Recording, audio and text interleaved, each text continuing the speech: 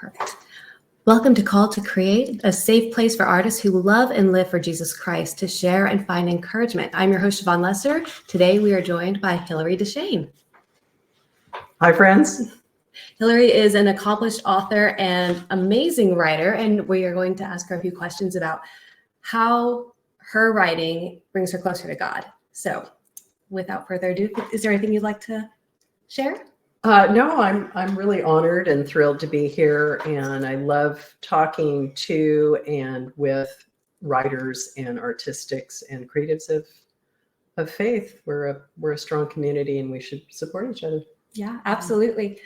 So I do have a few questions, and we definitely want to hear more about your new book coming out as well. So, how does art allow you to express your faith? Gosh, a big question. Many ways. I would say that we are created uniquely, each of us as individuals, and we're created by a creative God. So artistic talent is, maybe you could call it a family resemblance to our Heavenly Father. It just so happens that he tapped me with the writing wand from my earliest memory was scribbling on a pad, trying to imitate cursive writing, then holding it up to my mom and saying, "Mom, did I write anything?" So that came out early.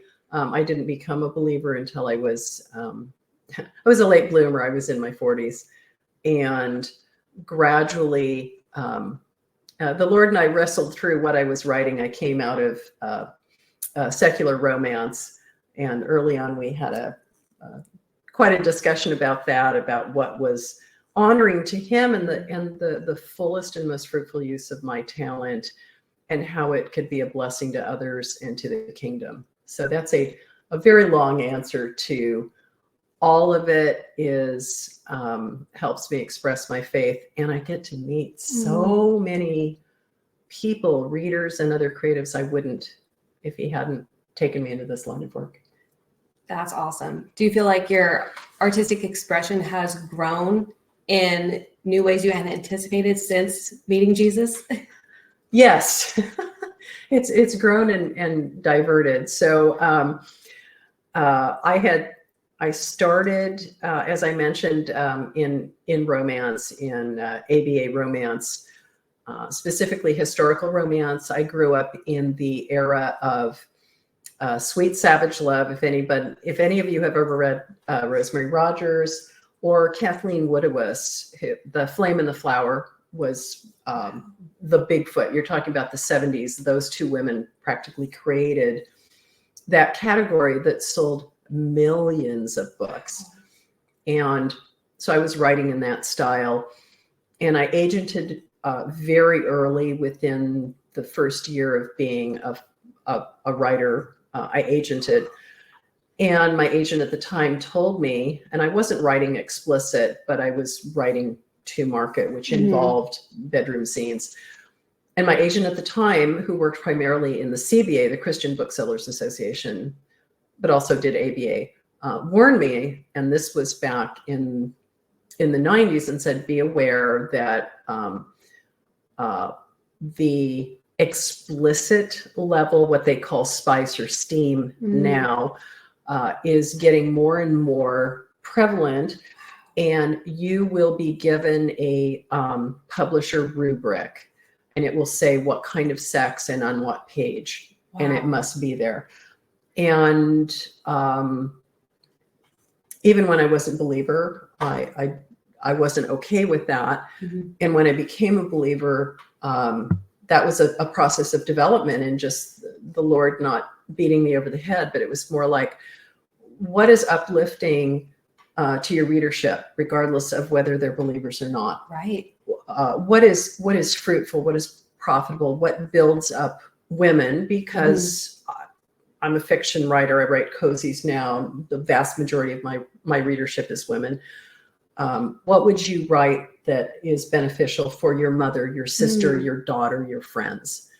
And so I ended up going into cozy mystery, which by definition is clean. However, the world, the flesh, and the devil is very definitely making strong inroads into that market. But there's a strong number of authors that are still holding the ground as a cozy being a safe place for people who want great writing, but still want to read wholesome.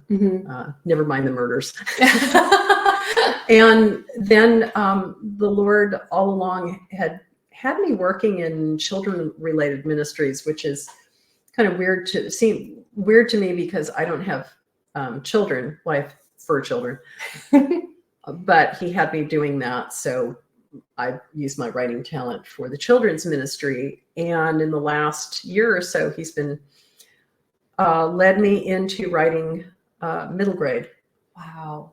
Totally outside my comfort zone. Very definitely putting me back on stepping out in faith and asking him for guidance every step of the way. So it's an adventure. It is. And the neat thing is, you're creating things that you could literally God honoring writing, whether it's fiction, nonfiction, or journalism. I've been a working journalist for 20 odd years. We can write about it all. And we can write about it in a way that informs people, that is written well mechanically. It draws you in. It's emotionally engaging. There's no subject we can't touch, because the Bible certainly isn't shy about anything. Right. If you think about the subjects that are discussed in the plain, frank language, if it had just been published 30 years ago, we'd be pearl clutching.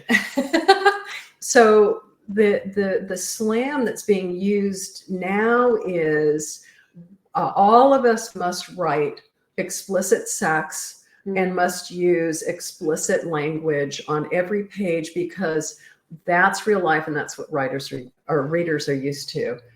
Well, we're called to show that there's a difference. We're called to be a light. And if we don't show that, even in entertainment, if we don't show that there's a better way to do things, then how will people know? So for someone to tell me, you must write something,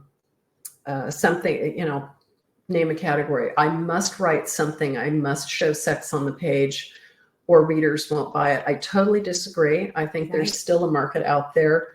RWA, Romance Writers of America, which at one point in their history was the best and biggest advocacy group in our profession, did a survey, and this probably goes back now to the late 90s, and they discovered that many of their readership, a sizable percentage, were going to writers who were labeled Christian fiction writers, not because the reader was necessarily identifying as being Christian. They specifically answered the survey and said, we're going there because we're tired of buying a 350-page novel and flipping through 25% of it because we don't want to read smut. Right. And I don't think so. That cohort of readers that was, you and I even discussed, you look at the greats of literature, what is celebrated as, still today, Jane Austen, the Sherlock Holmes series. Where's the sex in any of those? Exactly. Where is the smut? It's not there. And the idea that we have to include that to sell. Well, I think in some ways, I think it comes down to, it's cheap and easy. Yeah. I don't have to work as hard to show the relationship between a man and a woman, no matter the quality. If I just write a sex scene, I don't have to work at my craft to write the dialogue or the plot workings that allow my reader to discover what the relationship is, which is actually more real life and I think is more satisfying to a reader. Absolutely. I'm glad you touched on that, because I think a lot of writers, especially people who are just getting into it, young people especially, they're bombarded constantly every single day with, this is what's expected. It's in all the art. So for us as people who love Christ and want to edify not just ourselves, but show that our relationship with him has made everything about our lives beautiful and pure and holy. Yes. So to create art that reflects that holiness means we do have the choice and really the honor to not write explicit sex scenes, to not include those things, because I think we, like you said, we show people there is a better way. Yeah. If we're not different, or in England in the 50s and 60s, the resurgence of Christianity was called the peculiar people movement. I grasp onto that. I am peculiar. If we're going to be, we're called to be out of step with the world. If we can't be distinguished from the world, and I'm talking about in our society where we're not going to be beaten and thrown in prison, although arguably countries where Christians suffer persecution, they're really putting it on the line to walk their talk. But if we don't look different from the world, then why would the world listen to us? Because then we're just the latest self-help group. Right. We have nothing new to give them. Nothing we have is effective. If we don't show them that better way, if we don't actually live that beautiful life in Christ, we have nothing to offer. Yeah, I agree. And you talked about, to go back to talking to newer writers or younger writers, or both, who are told that these are standards that they must adhere to. And now, what I mean is character development, sensuality, language. I'm not talking about the art of fine communication. And usually what's held over you is you'll never get a book deal, you'll never get an agent, and you'll never sell a book. Right. Well, it only takes one. And but that's applying the world's standards. That's saying that I'm going to place more faith in what they say, what the world says, than what the creator of space and time, the God who created me individually and keeps the world running, I'm going to put his ways and his advice and his ways of doing things second. Well, isn't that, I became a Christian to put him first? Right. Well, and we're saying we value the world's definition of success versus God's definition of success. Yeah. That's a really great point. And I'm glad you brought it up. Yes, the success, we learn to have a very different paradigm of what success is. And it doesn't mean that it can't include financial success or public acclaim and acclamation. But it doesn't, that isn't necessarily in his plans, right? We're oftentimes we're wanty, we're not needy. Right. It's good. It's either what I said no to, child, is not best for you or for someone else in your orbit, or I have something better for you. And so the definition of success, I mean, let's face it, in writing, if you are writing for publication, there's your satisfaction and your definition of success has got to be internal, because it's like the odds in acting. Don't they say in SAG and AFTRA, over 90% of card-carrying actors, these are people who have been in enough roles that you would have seen them in, never make their living at acting. And it's worse in writing, because we're producing, I think the last figure was, I don't know how many millions of books are put out every year. And so for every J.K. Rowling, everyone you see on the USA Today bestseller list is a double unicorn. Yes, it's so true. Right. Now, you can make a living from writing. Journalism is fabulous. Copywriting is great, all that. But if we're talking about fiction, basically, you're not going to make a huge amount of money. So when people dangle this, you need to set aside the standards that God has laid out in the Bible and the standards that for thousands of years we have found have led to healthier, happier, more successful lives that touch others in a positive way. And someone says, well, if you just have more sacks in your book, you'll be successul.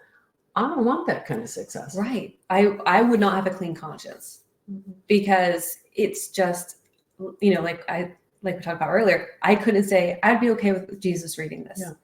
Yeah. And if I'm creating art that has, for me, it's my calling. It's, as just like for you, it's a mission. It is. I mean, God has called us to create, to give people an escape, to give them a moment away from all the craziness that life is. Yep.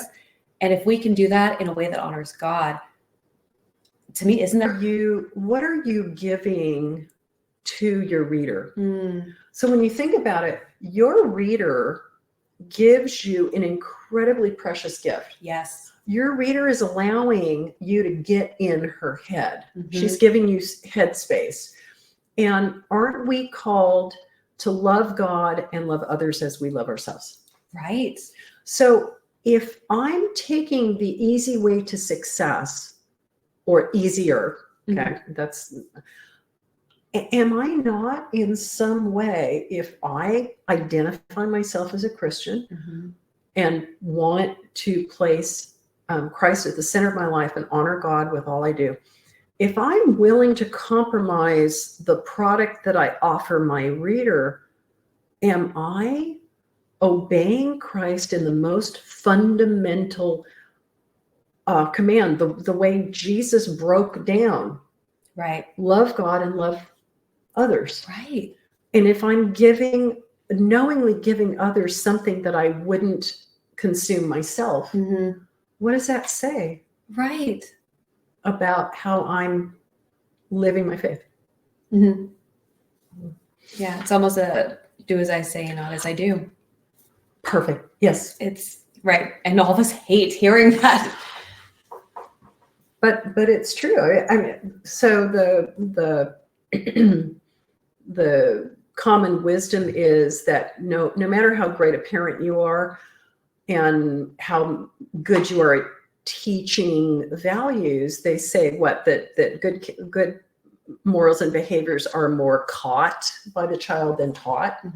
So doesn't that kind of put us in the same area or an analogous relationship with our readers for what we're putting out there? And if it doesn't show that the real life Christian living as creatives, then I think we're failing. Yeah, because it's kind of hypocrisy, right? Yeah. I'm so glad you touched on that, because I know there are we both know there's so many writers who are being asked to do these things, asked to even write, articles for magazines that are like, I don't want anything in there, but they're being asked to, it's just an article. Yeah. You don't even have to sign your real name. It's like, but you know what you're doing, you're stepping out, you're doing things that really aren't okay. And I have to lie down in the dark at night and close my eyes, and I'm alone with God. And, I have to confess that I know it, he knows it. And I don't want to sound like it's no big deal. You just write, there's no consequences. So I have been commissioned with a new project, and I had my first editorial meeting yesterday, and there was a suggestion. I may have blown the commission. I'm kind of half expecting a thank you, we love your work, but we've decided to go another way. Right. And the commission means a lot to me. It's a huge stepping stone in my career. I've got another one behind it that I was using this to be a little bit of a test bed and to show as proof of my ability. Right. So there's real life consequences. Oh, absolutely. To it. And nobody likes to be called a prude or outdated, or even worse, it's better to be called that. What's worse is when people just think it and then they don't call you right for work. Right. And that happens. But at the same time, I love that you stood up for that, because you were proving once again, if we're faithful in the small things, then he knows we'll be faithful in the big things. So it's, perhaps a lost commission, yes, but your integrity is intact.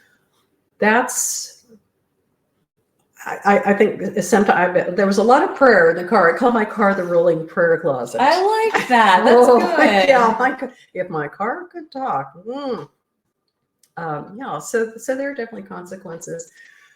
And I don't want to make it sound like, oh, I'm, the crusader, and I always make that judgment. I bobbled lots of times, and I do a lot of public speaking, and I have definitely been guilty of maybe soft pedaling a point to a secular audience that I could have been bolder on, thinking I want to, continue with that gig. And all I can do is confess it and ask the Lord to not only give me strength to walk the walk, but also to give me the tools to be winsome. Yeah. Right. You want, because we want to entice, we want to tell people, come on, this is the best way. This is the best life to live. I'm not going to convince anyone. Every time. So I do want to ask, what do you learn about God when you're writing? He's incredibly patient and long-suffering. Yes, he is. Okay, so the story, the footsteps story, right? About, I dream I'm at the beach and I see two footprints walking along, and at one point, one set of footprints disappears, and I say, Lord, how come you left me then? And God goes, oh, my entirely beloved child, it's then that I carried you. Okay, for a lot of people, that's great. Mine has the footsteps and a furrow. Because that's where God's dragging me along, and there's punctuations, and I'm going like this. Or I almost named my publishing company Broken Barrow, which is, so imagine, so if you ever do, any building or projects around the house, or we probably all grew up, our dad or our granddad had an old wheelbarrow, and it had old concrete kind of stuck to the bottom, and the tire was now flat. And even though you aired it up every time, it really didn't, it'd go down, and the wheelbarrow on its own weighed a ton. And so when you try to use it, you only need that one last load of firewood. That's it. Yeah. You put it in there, and it's like, and it squeaks and screams. And the front part of the yoke digs in, and you kind of shove it along. Okay, so that's me. I call it the Lord is my boss, and he can't even drag me. It's, I'm shoving. He's having to shove me along, digging your heels, digging my heels, complaining. So what about so the thing that I have learned that's most amazing and that keeps me even ever more excited is the intimacy that is possible when you are working with God, using your creativity, when you're working, when you're kind of narrowed in on the path he wants you to walk. So I have this image of, I work at a vintage table and basically in the middle of the room. So you could put a chair on either side. Oh, wow. And I get this sense of, I sit down to write, and I'm really in the groove, and he pulls up a chair on the other side of the desk, and he just sits down and says, okay, now we're ready to work. How about this idea? How about that idea? He's a partner. Yeah. And think about, we talk about that Jesus did not consider it robbery, to take on humanity, to leave, empty himself of his godhood. well, think about the Lord not even doing something as incredibly complex and majestic as the salvation of mankind. It's just me, this little schmutz on the planet, doing my one little piece of writing, but I'm using the gift he gave me, and I'm deliberately doing it in a, I want to be God honoring. Yeah. And he's like, I got you. I'm with you. Let's go. Wow. That sense of communion, the deepening of the relationship, and he's an incredible writer. He always shows up. Yeah. Every time I set out, particularly when I draft my talks for the various lectures I give, I always will pray, Lord, this is a secular audience. It's a platform I would never have if it weren't for you guiding my career. I want to present you. Please show me where. And it may be in draft 2, 3, or 4. And then bang, the idea will come. And you can tell it's him. Yeah. Editing or working with me. And so I don't know where else I would experience those moments of transcendence and joy and intimacy with my creator if it weren't for using my creativity in his honor with him. Yeah. That's awesome. I love that. It's neat how he is so faithful. Just show up every single time. Yeah. Yeah. If you say use me, he never leaves a tool unused. It's really true. And it's amazing. He can literally use every area of our lives, all useful to him, and it can all glorify him, which is great. Now, what are some hurdles of discouragement you've run into? I feel like we've talked about that a little bit with this commission, but what are some hurdles you run into of discouragement, and how do you overcome them? Gosh. So I'm looking at about 20 years of working as a writer, full time or earning my substantial portion of my living in it. So you develop a callus, right? When you're edited by, or you send an article off to a periodical. They're not your friend. They're not your mom. They just know what they need, and they're not going to coddle you. But you need that. You need that forging and shaping and teaching. So you develop you've got to learn to accept criticism, and you learn to develop a nose for what is valid and helpful criticism and what is more like personal opinion. Yeah. And you weight it appropriately. However, so early in my career, discouragements, yes, there's been quite a few.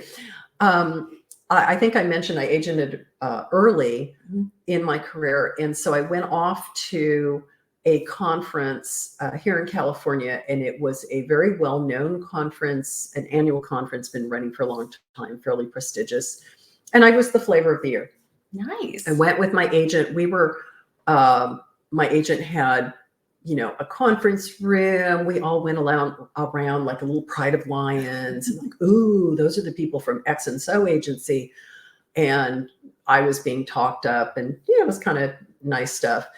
And the next year, 3 years later, I go to this conference, and I'm, kind of an OG at this point. And this conference had a wonderful element where you could blind submit before the conference started, like 10 pages of a work in progress. And you'd get critiqued by leading agents, acquiring editors, people who, if they liked you, could be genuinely helpful to you. So I had a new novel that had been beta read. People seemed to like it, and it was on a very on-market theme and setting. And I get the manuscript back, and it says, you need to get remedial help. And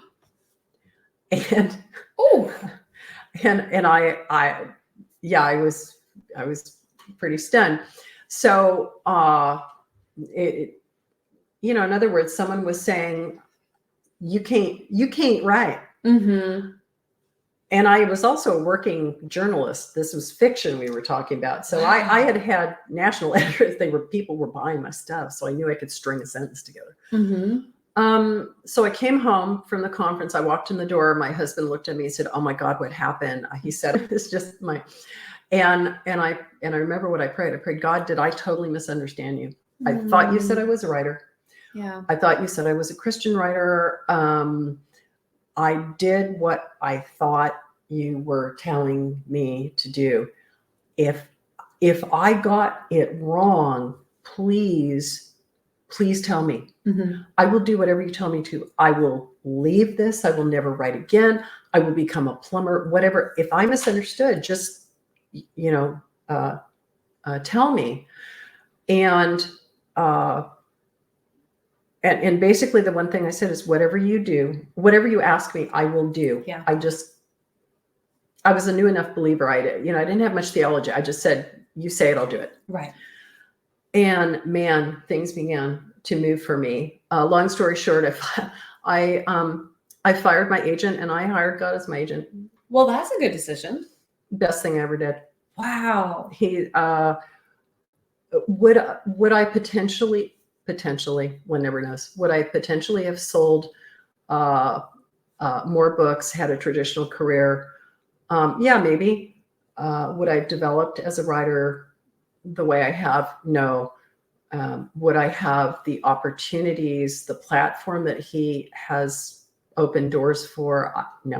Mm-hmm. And would I have the relationship I have with him and the satisfaction on my best days? I work for hearing, "Well done, good and faithful servant, enter into the joy of the Lord." That's, yeah. So that was quite a setback. The other one is really funny. And you're a veteran writer when you've heard this. I don't understand why it's taking you so long to publish your book. You know what? My wife's hairdresser's granddaughter, she's 12 and she just got her book published. Do you want me to have her call you and tell you how to do it? Oh my gosh, it's so true. True story. And it's so painful too. You're just like, I'm just trying to do what Jesus told me to do. That's all I want to do. Oh, you just write cozies. Have you ever considered writing something, really valuable, like devotionals? Oh my goodness. Again, people don't know. And now, like I said, you get old enough and you've been in the battle long enough. You also learn. I have no problem saying, the whole parable of the talents. If they're a believer, you can tell them. If not, I just flat out say, I'm not that talented. I have a little talent. I write my little cozies, but people enjoy them. Right. Well, and it's one of the things that gets me when people say, "Oh, you just do this," because of course people you just write little books or whatnot. Yeah. It's like, if I'm doing it for the God, doing it for the God of the universe, there is no just. Yeah. It's not little. It's his calling, which means there's nothing small about it. This is not a small sacrifice. Yeah. This is me living out my faith the way he has called me to, which means we're succeeding. Yeah. I totally agree. If God has assigned you the work, no matter how small it is, it's worthy work because it matters to him. And if it matters to him, it matters to me. And, I think that says more about this. Mostly it's funny. You just have to learn to shrug it off or use it. A lot of times it's the beginning of a conversation. Yes. And you know what? If someone will at least say that, that's an opening for you, because we don't sell books so much as we sell ourselves. Yes. People really do want to develop a relationship with the writer or feel like that, or feel like they know who's writing the book. And if someone says, "Oh, you write books, that's nice," and they leave, what am I going to do with that? Right. But if you say something like the granddaughter thing, you cared enough. You're right. To enter in discussion. And I can say, well, let me tell you, I have written and published books. Let me tell you how it happened, but I want to know more about the 12-year-old. Is she still right? You know what? It's a connection. It is. don't pass that up. And it's what I find the most meaningful connections are those interpersonal ones. They don't have anything to do with money. They don't have anything to do with advancing one's career, Yep. selling more books. It's just, tell me about your grandkid. Exactly. Tell me about this 12-year-old. Yeah. Because it shows them that you care. Mm-hmm. And I feel like that's what God does with us so much. Yes. Absolutely. He takes that time to say, okay, no, tell me about your day.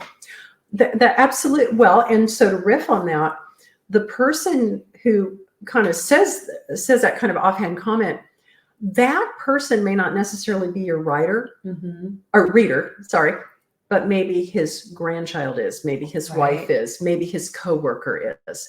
And so you can say, well, sounds like you're interested in books. What do you like to read? Yeah. Hey, I may have a book recommendation for them. Right. We're not selling cars, right? I'm not in competition with other writers. If you sell BMWs and I sell Lexuses, and this person in front of us says, well, I'm kind of thinking about getting a car. Most people don't buy a sack of cars. Right. Right. So we're in direct competition. But with books, particularly genre fiction, which is me, cozies, people are known for reading multiple books at a time. They buy sacks of books. So I can say, yeah, I write that. And if you don't like cozy mysteries, my gosh, my girlfriend here, let me tell you what she writes. No competition. Or if we're both in the same market, hey, we'll give you a deal on 2 or buy hers first, get mine on the read.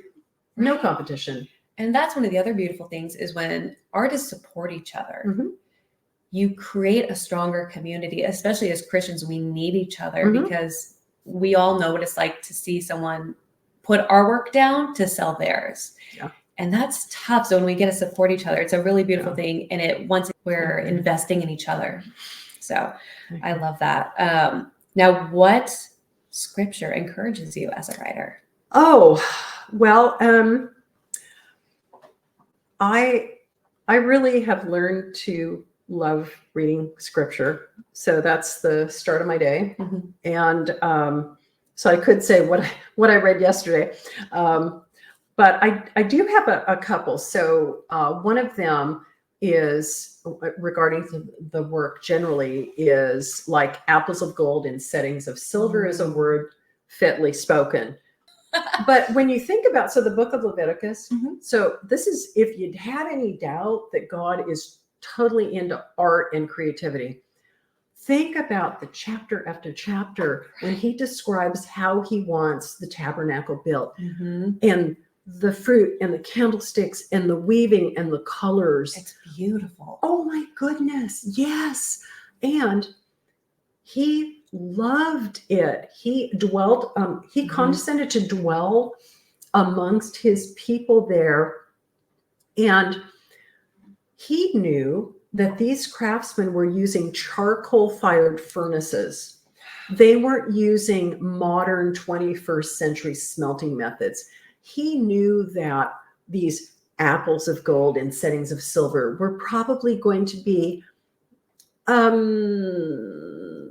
crude. Help me with the artistic style. Right. It's I watch primitive style. Yes, primitive, or as they say in a British Bake Off, rough and ready. Rough and ready. Exactly. He knew that. He never once said that wasn't good enough. Right. He just wanted us, the Hebrews of that time, to catch fire with the creativity, the joy of creating for him. So that means that all of our efforts, if they're made with love, he welcomes those efforts. He is not there with a big red pen going, no, no, no. So that's one scripture. And then the other one for both my work and especially my career and my life is Proverbs 3, 5, and 6, which many people have, or they bought the plaque, which is trust in the Lord with all your heart, lean not on your own understanding, all your ways commit to him, and he will direct your paths. And it's scary and true. Especially for artists, we have to cling to that because looks at the 12 and says, are you going to leave me too? And what does Peter say? And Peter's my bud. I talk first and then think about it later. Always the wrong word at the wrong time. Oh, And what does Peter say? He says, where else are we going to go? You Mm. alone have the words of life. And I just heard, I think it was David Jeremiah on the radio talking about that passage, and he read it in a much more positive. As a writer, my writer's eye and ear says Peter cut to the quick and got it absolutely right at least once, where he said, you're it. We got nothing else, but we recognize that. Mm-hmm. And so no matter how rough life gets, Right. no matter how many rejections, because the writer's life is like highs and lots of rejections. Yep. There are times, and you know, life does things to you, aging does, and there are times that it's like, where else could I go? Right. He's it. There's nothing better. And nothing I've ever read has ever said that God criticizes you when you are in your lowest point, and you say, I'm clinging to you because you're all I got. Right. And I love him for that. It's true. When I go through tough times, one of the things I remind myself of is it's like an earthquake. Everything can get shaken to the ground, but if you've got Christ as your foundation, you're already standing on solid ground. You might be on your knees, but you are on solid ground, and you know it's not going anywhere. He will never leave you or forsake you. And of what other thing or person or power agency can you say that? Right. So yeah, I would have to say that's. And that makes him the best agent. You're right. My gosh. Yes. But he's persistent. Yes. He doesn't hold with procrastination. I get that. That he does that, doesn't he? Like, hey, did you think about writing today? Did you do that today? Boy. Oh, I love when he gives you a good idea, though, especially for writing, because then it's just sitting there in the back of your mind, and it almost encourages you to get past that procrastination. Yes. Like you get excited to write again. Yeah. Yeah. Yes, very much. So now, what encouragement would you offer other artists, whether they're struggling as a writer, or they're new to it, or they're young and they're thinking, I'm too young. Who's going to read my work? Or I'm new at this. Who's going to read my stuff? Oh gosh. Well, wow. Huge stuff. So, we are living in, so the first thing is, no matter where you are at, you're young, you're too old, you're not educated enough, you're too educated, you're too this or that. We're living in a great time for writing, with the advent of professional independent publishers. And any company, any factory can only produce so many widgets a season. And if they only have space for 100 publications this year, they may love your book, but if you're number 101, there's just no room for you. So don't get hung up on, don't be defeated. Don't defeat yourself before you start by saying, okay, and even if I do this, I read all these numbers and it'll never happen. Well, it for sure won't happen if you don't do it. The second thing is read. Oh, yes. Educate yourself in excellent writing from all times and genres. Read the classics. There's a reason why there are books of the 100 great lists of 100 great works of Western Civ. If you didn't read that stuff in school, read it now. There's a reason we still read them. And then educate yourself in your profession. This is a profession. It's not dependent on how much money you make. It is dependent on treating it like a business, which it is. So learn about your business. There are any number of free conferences and teachings online and Zoom conferences. Yes, some of them will have a little bit of an ad at the end. You're never obligated. Most of the time, you're not obligated to buy. There's people of great expertise that you can learn from, or at least listen to. The information makes sense to you, great. If it doesn't, if you keep hearing voices that are saying the same thing, even if you don't like it, then maybe you got to live with it. So read, educate, and then develop your own writing tool. Yes. Learn to take critique, take a class, join a writer's group, just even do NaNoWriMo and get hooked up with a local or online writing community, and then get to know the business side, the daily realities of a writer's life, which is you're usually working on at least 3 books at a time. Okay, so you've finished a book and it's on the publication trail. Now you've got to write all the marketing copy, back of book, synopses for various outlets. You need to be looking at getting it reviewed, getting podcasts. Thank you very much to wonderful people who help writers do that. Then there's the book, the draft that you're actually actively writing. Okay, you're doing that at the same time. And then you're looking at the next book, right? And how does that fit in my overall brand, story arcs? How am I going to market that? And you're reading, you're learning about your genre. What is selling in the market? What are the trends? Nothing beats seat time. You just got to write. Yeah. And I know that people are incredibly impacted with time, and you got to work your job to keep the lights on. I understand that, but writing is a muscle. Yeah. I don't believe in writer's block. As a journalist, I can't do that.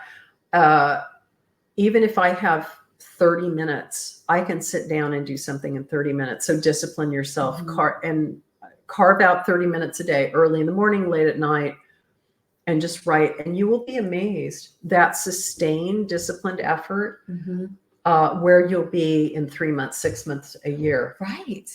So you can do all of those things.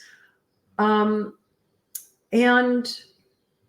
if you were called to be a writer, then you should do that, but also be realistic about what you want your writing to be.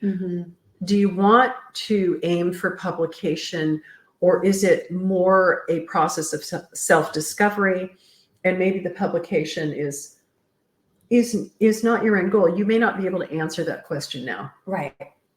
But that's the reality of the writing life. People who watch, movies about you live in this gorgeous beachside house and you write a book and you finish it, and they just send it off and they publish you, and the Murder, She Wrote model. Oh my gosh.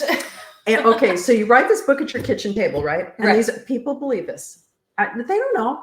You write it at your kitchen table.